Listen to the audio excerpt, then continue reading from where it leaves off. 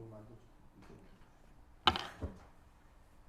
올 한 해는 주님의 크신 은혜로 우리 모두가 날마다 새롭게 되어지는 은혜를 경험하는 모두가 되시기를 주님의 이름으로 다시 한번 축복합니다. 새로운 해를 맞이하려고 사람들이 해돋는 것을 보려고 동해로 가거나 또 해 뜨는 것을 잘 볼 수 있는 산으로 올라가서 떠오르는 태양을 바라보며 복을 빌죠. 새해를 맞이해서 저도 여전히 능력봉에 아침에 오르다가 가운데 떠오르는 해를 보고 내려오는 두 분의 목사님과 식구들을 만났습니다. 평상시에 거기에 오지 않는데 새해라는 첫 의미에서 새벽 일찍 딸들과 같이 나왔더라고요. 우리가 새해가 되면은 새롭게 되고자 모두가 결단하고 다짐을 하게 됩니다. 좋은 결단은 매우 바람직하고 의미 있는 좋은 것이죠. 저희도 31일 날 저녁에 송구영신 예배를 드리면서 하나님께서 주시는 새로운 말씀들도 받고 또 그리고 하나님과 성도님들 앞에서 자기 마음을 드러내고 결단할 때 몇몇 분들에게 참 마음에 감동을 주시는 것들도 제가 은혜로 보았습니다. 결단이 뭐냐라고 하면은 마음을 새롭게 하는 것이 결단입니다. 새롭게 되고자 하는 이 결단은 하면 할수록 좋은 것이 결단입니다. 오늘 우리가 읽은 이 성경 본문 중에서 특별히 17절에 누구든지 그리스도 안에 있으면 새로운 피조물이라 보라 이전 것은 지나갔으니 보라 새 것이 되었도다 라는 이 말씀에서 모두가 그리스도 안에 있으면은 새로운 피조물이라는 제목으로 같이 은혜를 나누고자 합니다.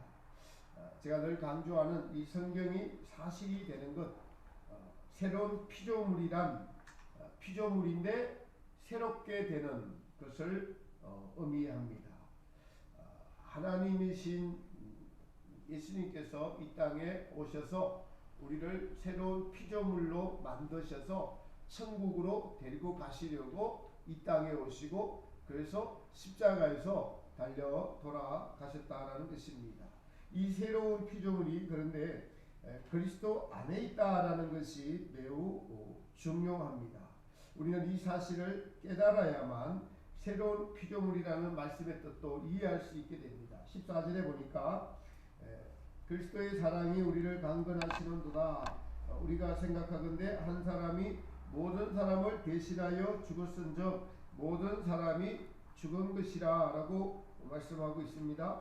예수님의 죽음과 모든 사람, 저와 여러분 성도님들 한 분 한 분 모두가 예수님이 죽으실 때 같이 죽었다라고 지금 바울은 적고 있어요. 이 사실이 사실은 바울의 복음의 십자가 복음의 핵심이라고 할 수가 있습니다. 갈라디아서 2장 20절에도 내가 그리스도와 함께 십자가에 못 박혔나니 그런즉 이제는 내가 산 것이 아니요 오직 내 안에 그리스도께서 사신 것이라 라고 바울은 그렇게 선포하고 고백하고 있습니다.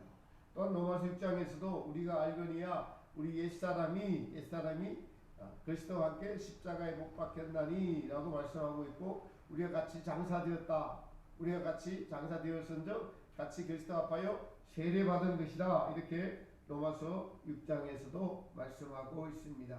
그것은 바로 예수님께서 옛 창조, 여러분 지금 눈에 보이는 모든 창조들은 바울은 그래서 옛 창조라고 이야기를 해요. 새로운 창조는 영원한 천국을 의미하는 것입니다. 이 옛 창조에 속한 모든 것들은 하나님께서 인간에게 줬는데 첫사람 아담에게 줬는데 아담이 타락해서 범죄할 때 하나님 보시기에 이것들은 죽은 것으로 보시는 거예요. 죽었다는 의미는 뭐냐니까 모든 것이 하나님이 주셨는데도 불구하고 하나님을 모르고 하나님 없이 살아가는 모든 것들은 하나님이 주인임을 부정하고 살아가는 모든 것들은 하나님 보시기에 죽은 것이라고 보신 것입니다. 그래서 이 죽은 것들을 하나님은 마지막 아담으로 오신 고린도전서 15장 45절에 보면은 그 예수님의 이름을 마지막 아담이라고 기록하고 있는 것이 매우 중요합니다.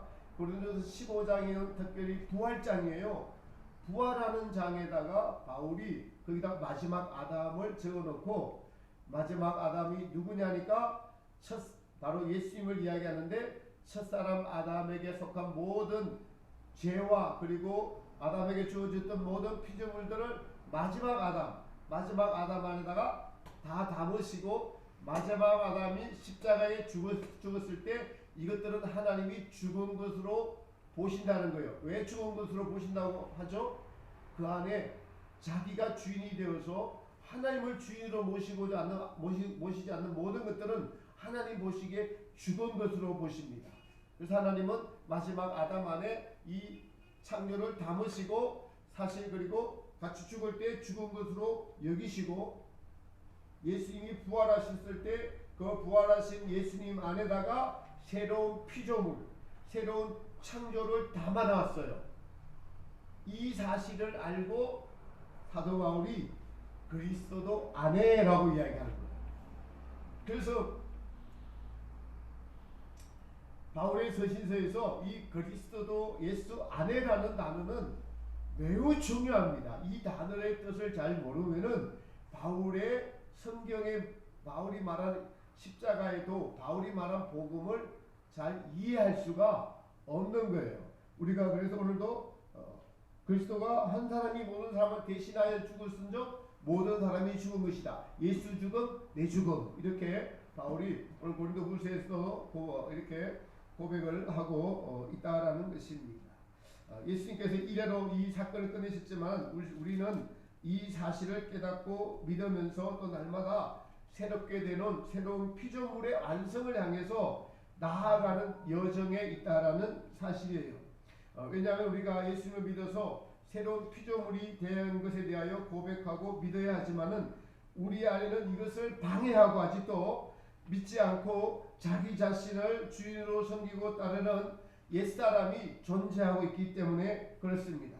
그래서 바울은 내 안에 속사람, 예수님의 성령님을 따르는 속사람과 그리고 자기 자신을 주인으로 삼건 옛사람이 둘이 아직도 같이 공존하고 있는 것이 광야를 통과하고 있는 우리의 현실이다라고 기록하고 있고, 이것이 맞는 말씀입니다.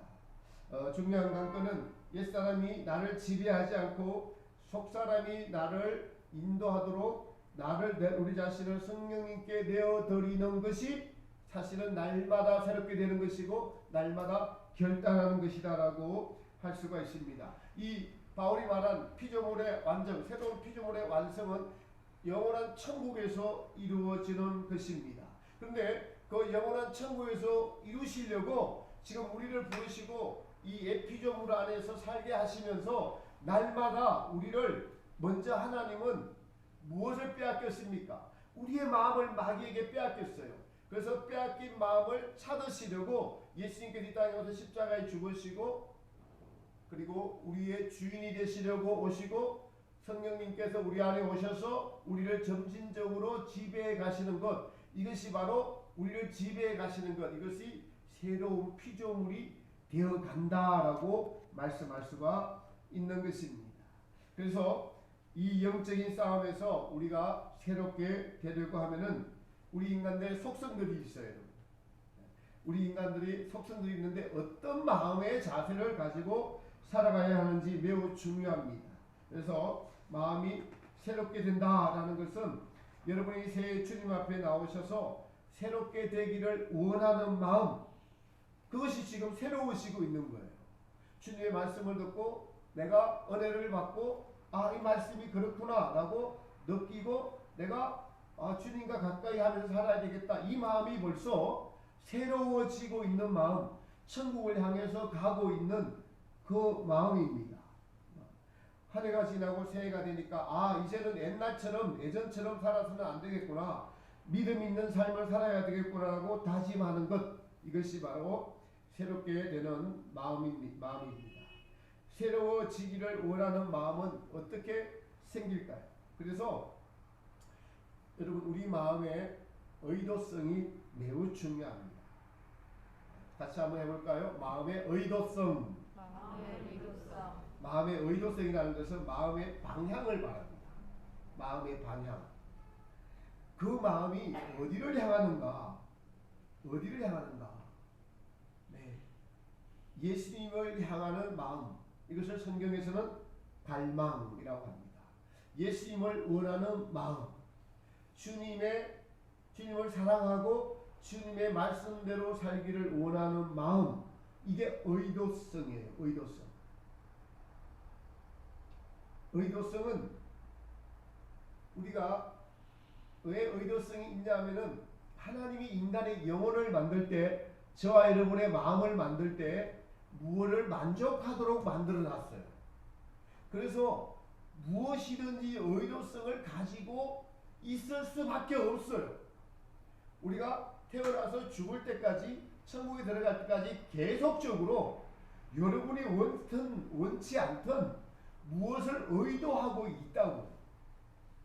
의도하고 있어요. 가만히 여러분 자신을 한번 살펴보세요. 무엇을 다 계속적으로 의도하고 있어요. 그것은 하나님이 그렇게 우리를 지어 놓으셨어요. 그래서 우리는 마음에 의도성을 가지고 있는데, 주님을 따르는 의도성, 아니면 세상을 따르는 의도성, 주님의 만족을 나의 만족으로 삼느냐, 세상의 만족을 나의 만족으로 삼느냐, 이 의도가 다른 겁니다. 이게 사실은 어렵지 않은데, 이게 어렵게 멀게 느껴지는 것이 왜 안 다가오냐면은 우리의 어두움 때문에요. 나의 만족을 위해서 무조건 살아왔기 때문에, 그럼 주님의 만족, 하나님의 만족이 뭐지 도대체? 이렇게 되는 거예요. 사실은 하나님의 만족을 위해서 창조됐어요. 먼저는 하나님이고 그 다음에 피조물인 나예요. 근데 우리는 이 나의 의도, 나의 의도성, 나의 만족 자체가 어둠이고 그게 죄에서 출발하는 것인 걸 모르기 때문에 이 말씀이 어렵고 바울 사도가 말한 뜻이 온전히 이해가 되지 않는 것입니다. 그래서 그 의도성이 하나님의 뜻이 아니라면 모든 것이 다 헛고생하면서 사는 것입니다. 그래서 마태복음 6장 33절에 너희는 먼저 의도하라는 거예요. 먼저라는 건 의도성을 말하는 거예요. 먼저 뭐와 뭐를 구하라? 하나님의 나라와 그 의를 구하라. 그 말씀이에요. 먼저 의도하라는 겁니다. 그러면은 너희들이 만족으로 원하는 것은 덤으로 다하여 주시는 것이야. 이것은 그리고 없어지는 것들이야. 이것은 그냥 삶에 필요한 것들이야. 진짜는 너 마음에 하나님과 그 나라, 새로운 피조물이 이루어져 가는 것이 하나님이 우리를 창조하신 목적이야 라고 주님은 말씀하고 계십니다. 여러분, 우리 교단의 창시자이신 선생님께서는 이렇게 말씀하셨어요. 주님을 원하는 마음만 먹어도 하늘에 상급을 주신다고 했어요. 주님을 원하는 마음만 먹어도. 그래서 여러분이 새롭게 되기를 원한다면은 우리의 마음이 늘 주님을 사모하면서 주님과 동행하기를 원하는 의도성이 매우 중요합니다. 여러분, 무엇을 사랑하면, 그 사람을 사랑하면은 그 사람이 자주 생각나고 보고 싶고 그러지요. 연애하는 젊은 남녀 청년들을 보면은 헤어지면서 받아주고, 그리고 이렇게 소통하면서 막 가면서도 계속 길을 이쪽으로 가야 되는데 고개는 이쪽으로 들어가 있고 너무 좋아서요. 그죠? 그리고 나서 이제 대문을 닫고 들어가면은 바로 또 문자하고 전화하고, 그리고 또 자기 전에 또 문자하고 전화하고. 이것처럼 주님을 사랑하고자 하는 마음, 그것은 주님의 아름다움을 생각하는 거예요. 주님이 나를 사랑하시는 것을 의도적으로 생각하는 겁니다. 주님의 어떠함을, 제자들의 발을 씻기고 만지는 것, 야, 어떻게 하나님이 그러실 수 있을까? 이 생각을 자꾸 하는 거예요. 그래서 말씀을 자꾸 읽으라는 거예요. 예수님을 자꾸 자주자주도 생각하라는 것입니다. 이렇게 자주자주도 생각하고 주님을 사모하고 주님의 마음을 품으면은, 그래서 그리스도 예수의 마음을 품으라고 이야기하죠. 이렇게 되면 우리의 의도가 주님께로 향하게 되고 주님을 향한 갈망이 우리 마음에서 생겨나게 되는 것입니다. 여러분과 제가 날마다 이런 의도성, 마음을 먹고 있는 것만큼 1년 후에는 우리의 마음이 완전히 달라질 수도 있어요. 근데 이 예수님을 원하는 마음, 말씀대로 살기를 원하는 마음, 이것을 방해하는 것이 우리 안에 있음을 알아야 하고 이 마음과 또 싸우고자 하는 의도가 매우 중요합니다. 이것은 성령님의 감동으로 됩니다. 우리가 아는 것은 이러한 성령의 감동이 있을 때에 우리는 예태우는 마음, 주님을 사모하는 마음, 주님의 뜻대로 살고자 하는 마음이 우리 안에 생기게 됨을 나 자신이 믿음의 경험으로 알 수 있는 것입니다. 이 예태우는 마음, 주님을 원하는 마음이 의도성이 계속되는 것이 지속성이에요. 이 예태우는 마음이 지속되는 것이 사실은 일반적으로 보면은 이게 매우 어렵습니다. 그래서 성장하기가 어려워요. 근데 이 예태우는 마음, 은혜 받은 성령님이 충만함이 계속 지속이 되면 매우 바람직하고 좋으나 그것이 계속되지 못하는 이유는 바로 우리 안에 있는 옛사람 때문에 그렇습니다.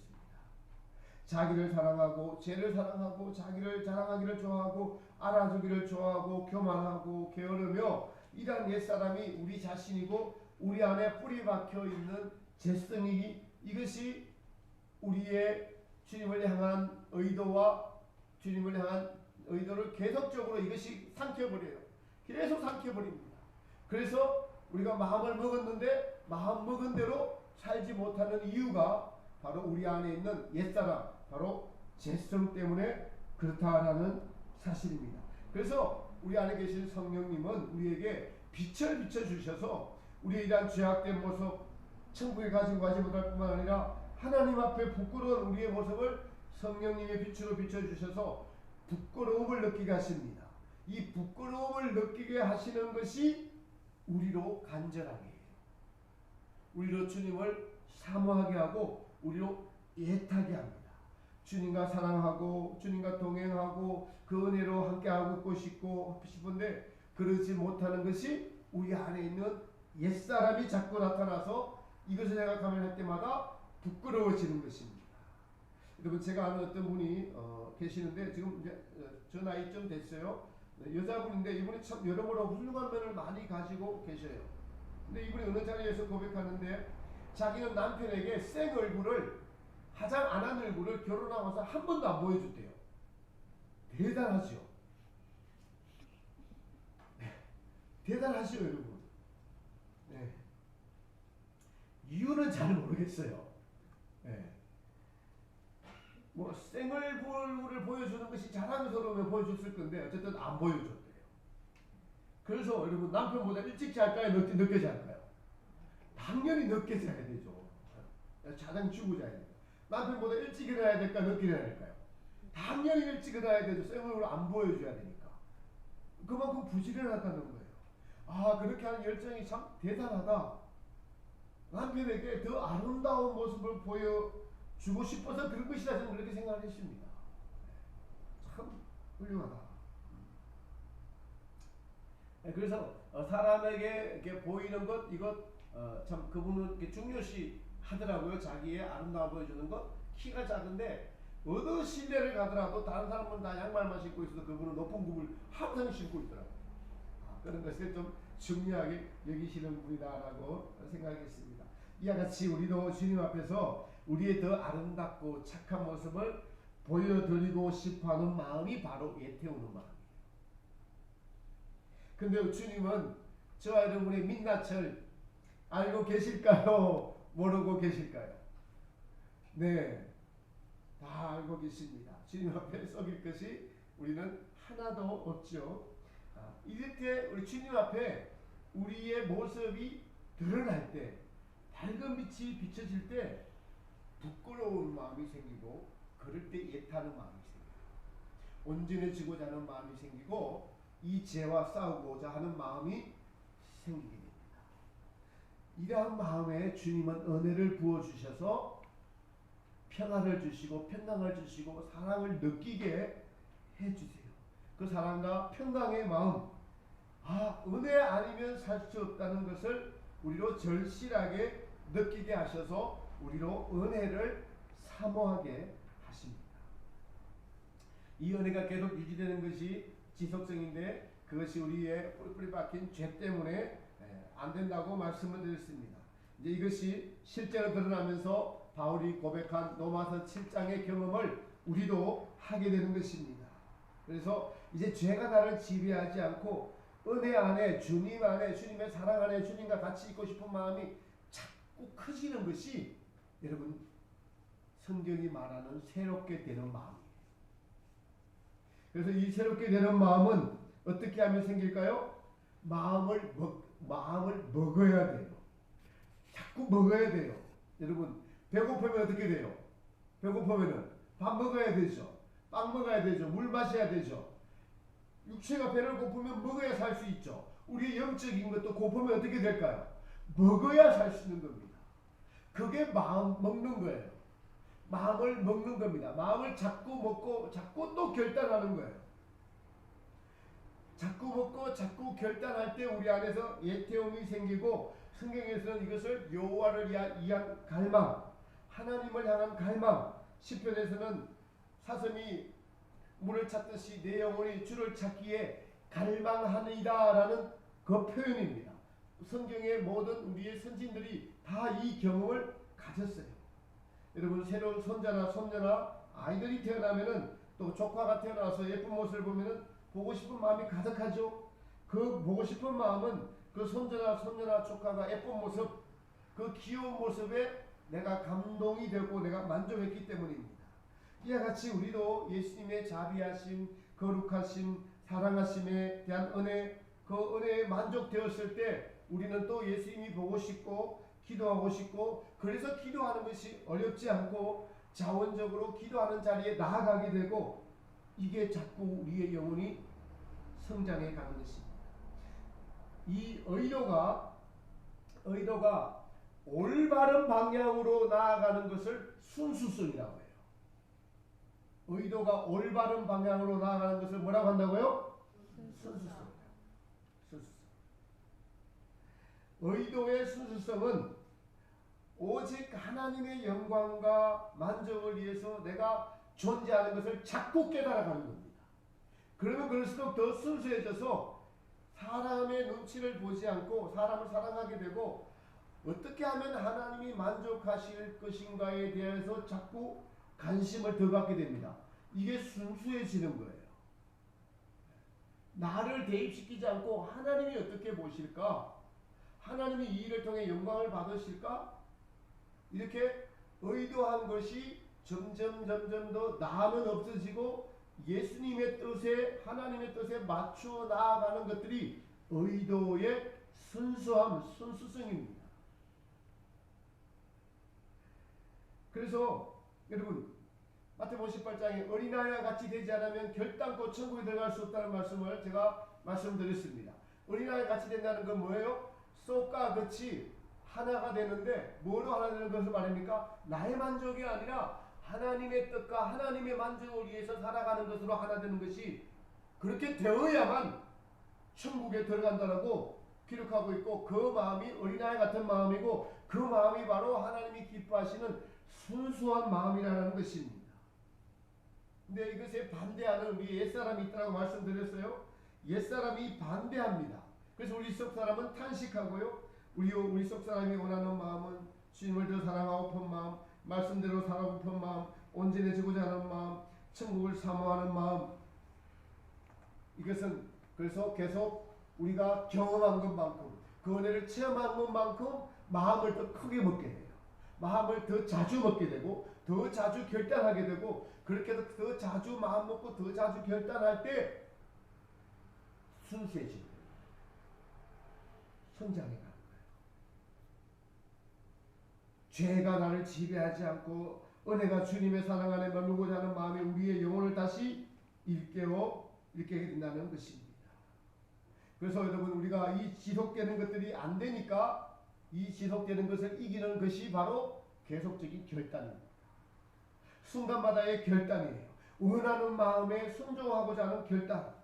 네, 우리 송구경신 예배 드릴 때 앞에 어떤 집사님께서 지금 할 수 있는 것을 하라. 네, 너무 맞는 말씀이에요.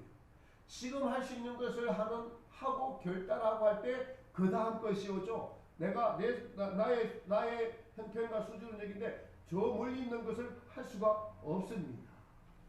이 설교를 듣고 모두가 공감을 하지만은 결단할 수 있는 것은 다 각자의 몫으로 여러분 다른 것이에요.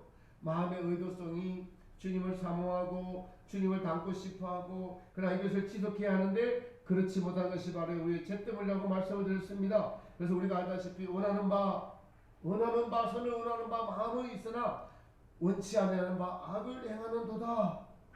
이것을 경험하면서 우리 안에 탄식하게 되고 주님의 마음을 아프게 하는 것에 대해서 체험을 하게 되고 그럴 때 예수님이 십자가에서 흘리신 보혈이 믿겨지게 돼요. 믿음이 성장한다고 새롭게 되어진다고요. 이렇게 될 때 우리를 새롭게 해주는 것이 있으니까 바로 무엇입니까? 보혈의 은총이 우리를 완전히 새롭게 합니다. 보혈의 은총이 우리를 새롭게 합니다. 그러니 우리를 새롭게 하는 데 있어서 주님의 보혈의 은총이 아니면 절대로 새로워질 수가 없습니다. 이 보혈의 은총을 주님은 원하는 자에게 그래서 값없이 주십니다. 그래서 우리가 깨닫게 되는 것은 이 보혈의 은총이 나를 위해서 흘려주다 하는 것을 진정으로 깨닫는 거예요. 진심으로 진정성 있게 깨달을 때 비로소 이 죄를 미워하게 되고 이 죄와 싸우겠다는 의지가 생겨나게 돼서 근데 이게 생겨날 때까지 여러분 경험으로 아시죠? 얼마나 많은 시간이 걸리고 얼마나 많은 아픔을 겪어야 되고 얼마나 많은 수고를 당해야 되고 얼마나 많은 환경에서 내가 어려움에 놓여져야 되는지를 우리는 경험적으로 알게 됩니다. 주님의 은혜로 여길 때 진심으로 가치 있게 느낄 때에 그래서 우리는 우리의 마음이 새로운 피조물이다 새롭게 되어지는 것을 알 수가 있습니다. 성공행신 예배 때 주님의 말씀을 받고 내게 주신 말씀을 붙잡고 결단하고자 하는 그 의지, 그 마음이 바로 새롭게 된 마음입니다. 이 새롭게 되는 마음을 예수님께서 여러분 가장 기뻐하십니다. 성령으로 충만한 교회라는 올해의 표어에서 사랑하는 성도 여러분, 내가 충만하지 않고 내가 새롭지 않으면 그게 나에게 무슨 유익이 있겠습니까? 누구든지 그리스도 안에 있으면 새로운 피조물이라. 이 말씀은 하나님께서 이 타락한 이 창조를 우리 마음에 타락한 이 마음을 없이 하시고 새하지 않고 더럽지 않고 영원한 죽음이 없는 영원한 나라를 우리를 위하여 예비해 두셨는데 하나님께서 택하신 백성들을 이 땅에서 그 나라를 지금 이루어가고 계시는데 어떻게 해요? 마음을 날마다 새롭게 하면서 그것을 이루어 가십니다. 이게 하나님의 일이에요. 이게 저와 여러분을 향한 하나님의 일이고 하나님의 역사입니다. 어디서 이루어진다고요? 바로 가장 중요한 저와 여러분의 마음 안에서 이 일을 이루어가고 계시라는 사실이에요. 그래서 잠언서에 보면은 무릇 지킬 만한 것보다 더욱 내 마음을 지켜라. 생명의 근원이 이에서 남이니라 라고 말씀하고 있습니다. 새롭게 되는 것, 주님께서 하시고자 하는 일의 궁극적인 목적입니다. 여러분 세상에서 무엇을 이루고자 하는 것이 목적이라면은 예수님을 믿어서 세상에서 무엇을 이루고자 하는 목적이라면은 그걸 통해서 하나님이 살아계심을 알려주시는 목적이 있어요. 주님은. 그 다음에 더 그렇게 해서 하나님을 믿게 하시고 그 다음에는 진짜 목적인 우리 마음을 새롭게 하시려는 하나님의 뜻으로 우리를 초청해서 우리를 인도해 가고 계십니다. 하나님의 아들이 이 땅에 오셔서 자 여러분들을 구원하시고 완전한 구원을 위해서 우리의 마음을 새롭게 하시는 것이 하나님이 지금 하고 계시는 일이라는 사실을 여러분 기억하시기를 바랍니다. 하나님이 지금 그 일을 하고 계세요. 여러분 저에게 목회를 주님의 명령에 의해서 목회를 하고 있죠. 하나님의 일을 저는 대신하고 있는 것입니다. 여러분이 어디 가서 무슨 일을 하든지 간에 하나님의 일, 하나님의 뜻이 내 마음에서 이루어지고 있는 것이 아니라면은 우리는 헛된 인생, 가치 없는 인생, 보람되지 못하고 도리어 심판을 쌓는 일들만 하고 있다는 사실을 우리는 기억해야 할 것입니다. 그래서 오늘 한 해의 시작이죠. 새해를 결단으로 시작하시는 자 여러분 되시기를 바랍니다. 결단은 무엇입니까? 올 한해는 성경 일독을 하겠다. 새벽 기도를 하겠다. 또 어떤 분은 하루에 성경 한 장을 어떻게든 읽겠다. 주님 일을 잘하기 위하여 육체의 건강을 위해서 운동을 하기로 한 것도 결단을 하는 것입니다. 이 결단을 하는 것만큼 여러분의 마음이 새로워진다는, 주님 안에서 오늘 바울이 말씀한 누구든지 그리스도 안에 있으면 새로운 피조물이라, 이 말씀이 그냥 멀리 있는 것이 아니라 말씀이 내 안에서 나를 새롭게 하고 이 말씀이 나를 사실로, 성경이 사실로 와닿게 되는 것은 결단하는 것만큼입니다.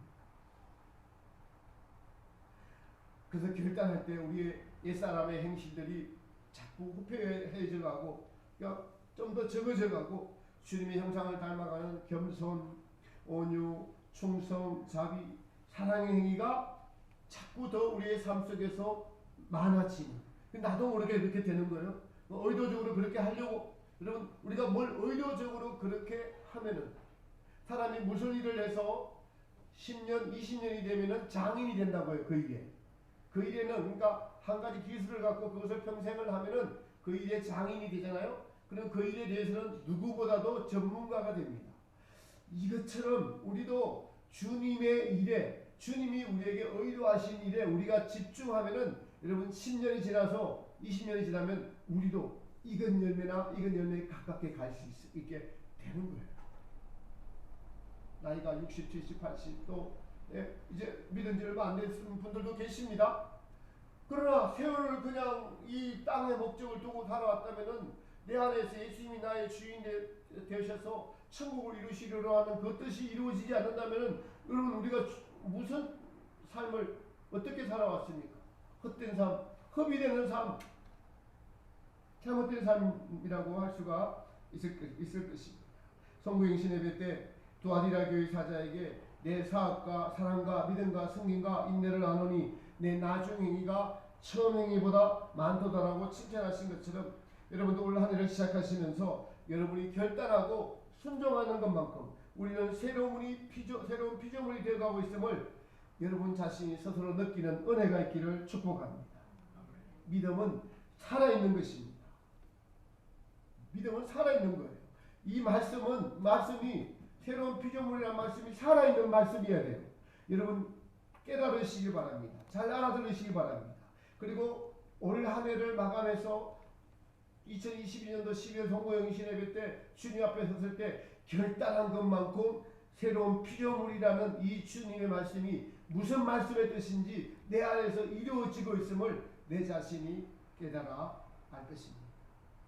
여러분 하나님은 살아계시고 우리에게 하신 말씀도, 하나님의 말씀은 살아있어 운동력이 있다고 했습니다. 이것이 바로 우리를 새로운 피조물로 만들어가는 것입니다. 누구든지 그리스도 안에 있으면 새로운 피조물이라는 이 말씀이 살아있는 말씀이 되어서 썩어 없어지, 세상을 살아가는 것들을 버리기로 결단하고 주님의 순수한 말씀 앞에 엎드리고 기도하며 순종하며 나아갈 때, 또 우리가 홍해나 우리의 옛사람을 말미암아 순종치 못한 일들이 부지불식간에 많이 생길 때 보혈의 은총을 힘입어 나아갈 때 우리는 새롭게 되는 것을 경험하는 살아있는 믿음, 살아있는 그리스도인, 살아있는 신앙인이 될 것입니다. 이 어둡고 캄캄한 시대에 주님은 살아있는 신앙, 날마다 결단하는 신앙, 그래서 새로운 피조물이 되어가는 것을 우리 아버지께서 보고 계시고 너무나 기뻐하시고 너무나 즐거워하시고, 내가 정화교회에 선포하는 이 말씀대로 살아가려고 몸부림치는 이들을 기뻐하시고 우리 속에서 성령님의 전부로 나타내 주시고 여러분의 삶에서 빛과 소금의 역할을 감당하면서 정말 하나님은 살아계시구나, 이것을 날마다 느낄 때 참되고 보람된 인생, 가치 있는 인생이 될 줄을 믿습니다. 누가 이것을 이룰까요? 날마다 결단하는 자.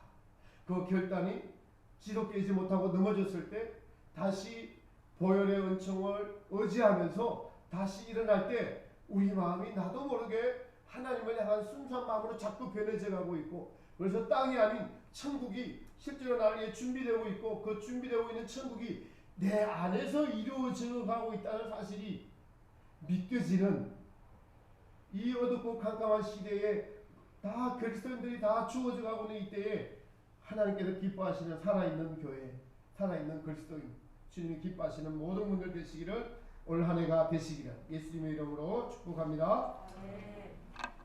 찬송가 이 시간에는